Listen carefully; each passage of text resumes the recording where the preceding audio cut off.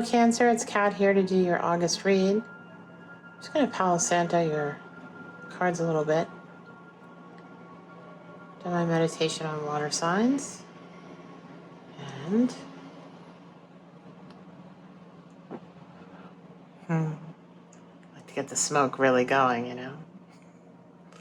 Give him a good cleansing here. So, okay, if you're new to my channel, welcome. If you're just returning, welcome back. And for those of you who are returning, I want to thank you if you've supported by subscribing, liking, or sharing the content of this channel.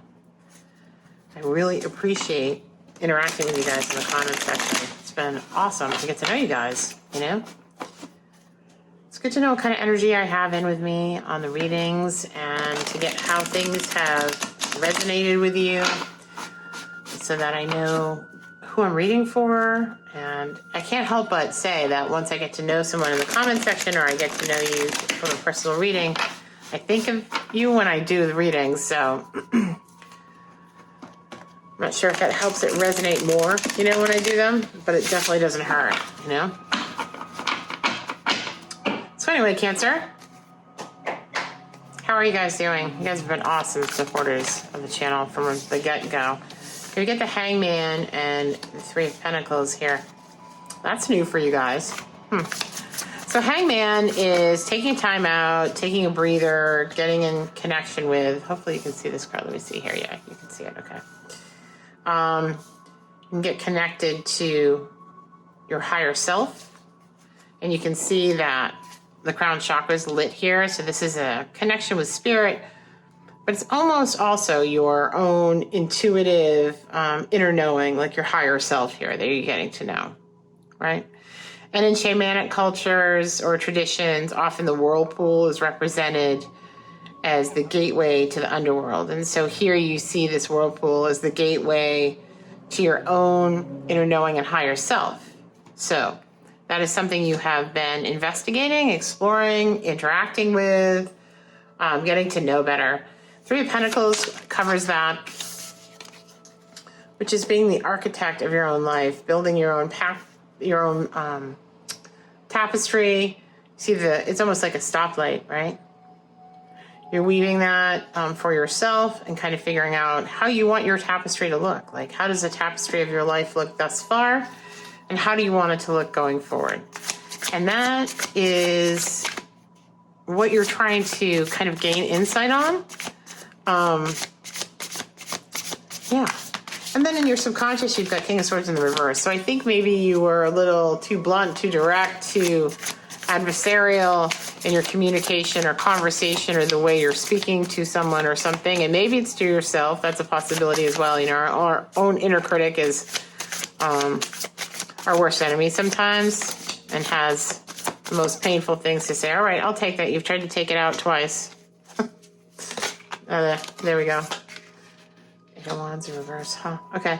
And then Four of Swords in the recent past means healing from a broken heart, healing from something that was very challenging for you. Very challenging. And this could be a broken heart from a relationship, or it could be a broken heart from relationships with friends or family, or a broken heart from your relationship with yourself, you know? And maybe part of this inner critic, Hangman, I'm getting inner critic, Hangman, connection with the higher self, and this King of Swords almost being yourself that you're dealing with here more than anything else. And maybe this has to do with childhood wounding or something like that. There's something else going on here for those Cancers that I'm reading for right now.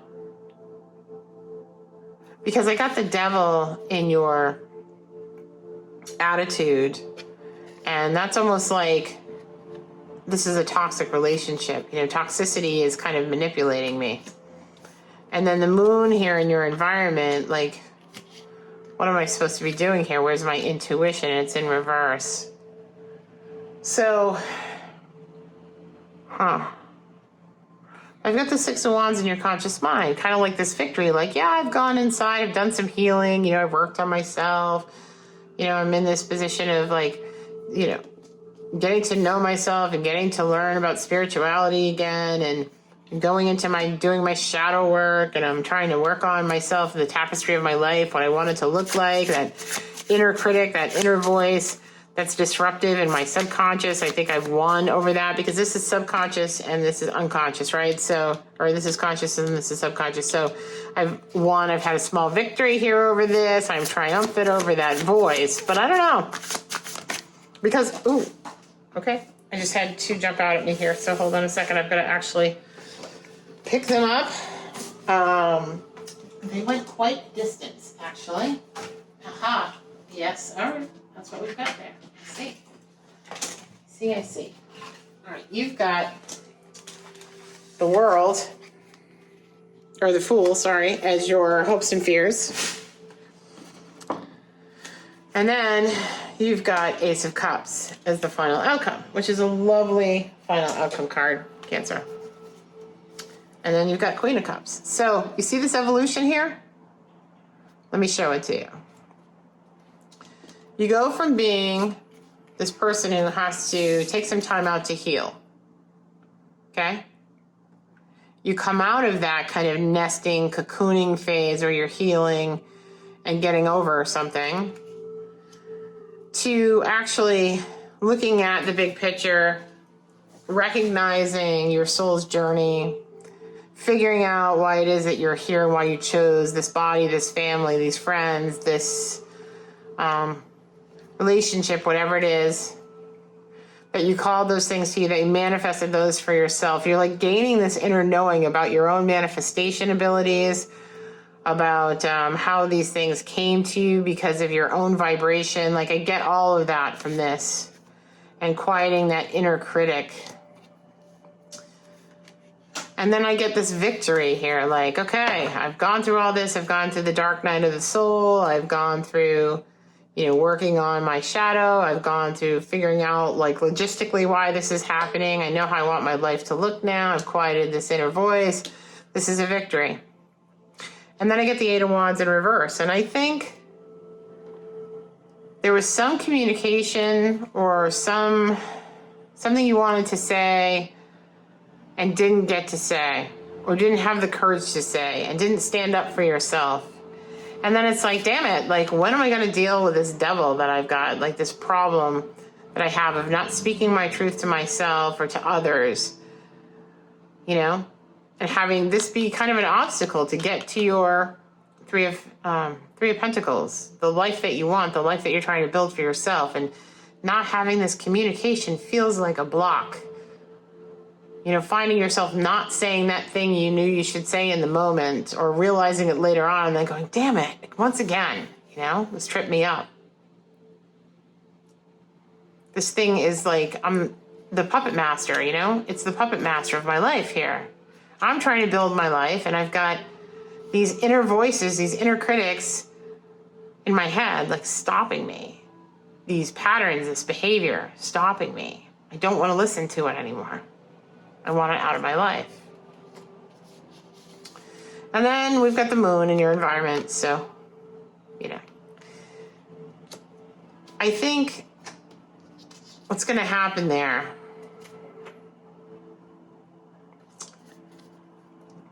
because you've got the hopes and fears as the Fool. Like, do I take the leap of faith or not in this situation? Do I enact on the thing that I think is blocking me? Do I be my true self here? Do I dive in? Right? She's diving into a pool of mandalas here. You've gone from one pool to the next. You've gone from the pool, the whirlpool of the underworld, to the mandala pool of having faith in the universe, in spirit, in God, whatever you call your higher power. You've got your crystal in your hand and your magic wand, and you're leaping. You're falling back into it. And what's going to end up happening as a result? Having faith and having trust that there is a bigger plan for you than what you've experienced, that everything in your life actually had a purpose and a reason for being, that it's not negative, even though that's how it's being seen, that it got you to this point in your life will bring you the Ace of Cups. This is finally, the final outcome is getting to a place of being able to validate the self without looking outside of yourself to need validation, without looking outside of yourself to feel loved and appreciated and worthy of being around, you know? And at the base of the deck, you get Queen of Cups. It's a beautiful spread, really beautiful. So, no longer are you taking these infantile, fishy love offers from people, you know? You actually have faith in yourself. Death and rebirth is here in reverse. You actually have faith in yourself here. You've got your own cup and you're validating yourself. Do you see the crown here? You've elevated to the Queen of Cups. That's emotional intelligence, but a heart and mind alignment. It's not letting your emotions rule you. You are the ruler now. The empathetic, kind, emotional, but they are not disrupting your life anymore.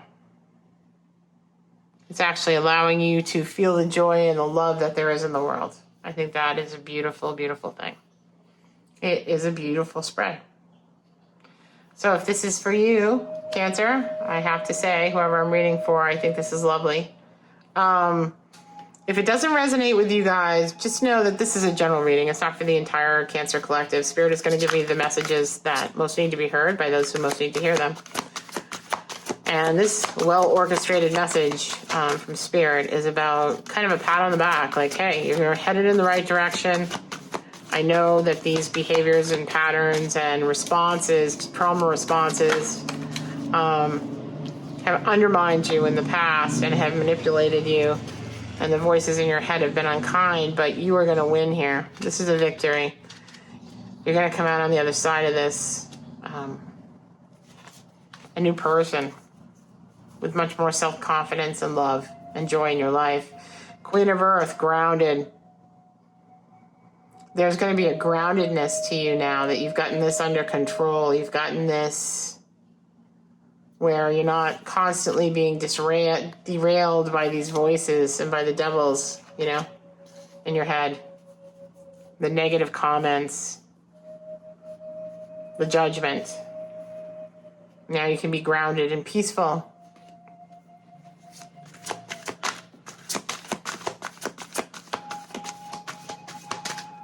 Queen of Earth is a great foundation upon which to build. This will be the foundation for the rest of your life. I wouldn't be surprised if we got the Empress now, to be honest with you. Messenger of Earth. So you get 2 Pentacle cards here. So it looks like, you know, you may take this farther into more studies, whether that's, you know, some kind of spiritual study like Reiki or healing of some kind. Counseling could be more traditional role. But I see you wearing this new knowledge and continuing to build on it and grow on it and evolve into this person. And I see you sharing this gift, bringing these messages of healing to other people. This is a passion of yours. This is going to be a passion of yours. Helping others heal from these things that you've gone through. Helping them see the beauty within. Here's your tiger, your intuition, the white tiger, spirit animal. Again, gorgeous, gorgeous, gorgeous, gorgeous. Love it. Love it. Yeah. I'm going to get, you know what? I'm going to go right to numerology here, guys. Not something I normally do, but I'm going to go right to numerology here.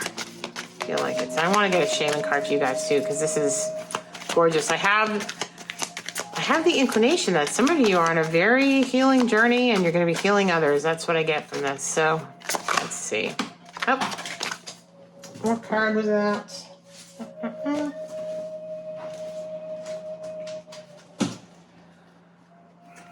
Karmic completion. Yep, you're done with those cycles from the past. You're done. And new beginnings. Oh, I love it.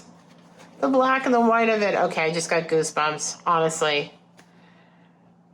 I love this. Karmic completion, completing a karmic cycle, and new beginnings for you on this new foundation that you've built for yourself with these new perspectives, understanding and knowledge about life. It's great. I love that. Let me get you Moonology here. And then Shaman for advice here.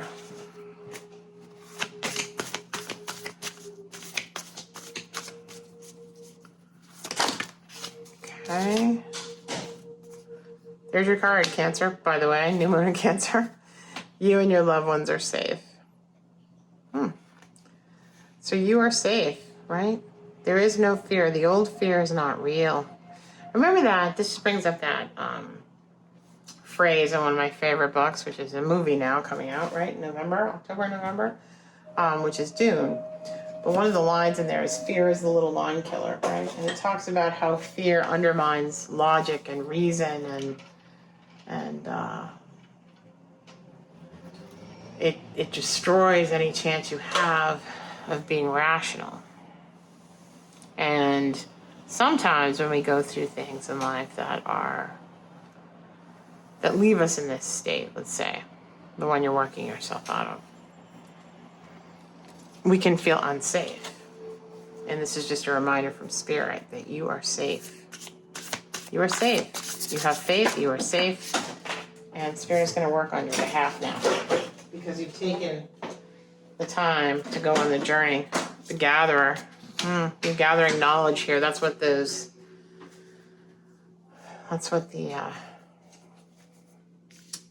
Messenger of Earth is about. Gaining knowledge, studying, gathering all the treasured bits to share with other people. 21, 2 + 1 is 3. You got 2 1 cards up there too. 10, 1 + 0 is 1, and then another 1. New beginnings and the end of a karmic cycle. Gorgeous. The wind and taming the wind. So let's see what those are about. Hold on a second. Hold on just a second on that, because I gotta get my book for those.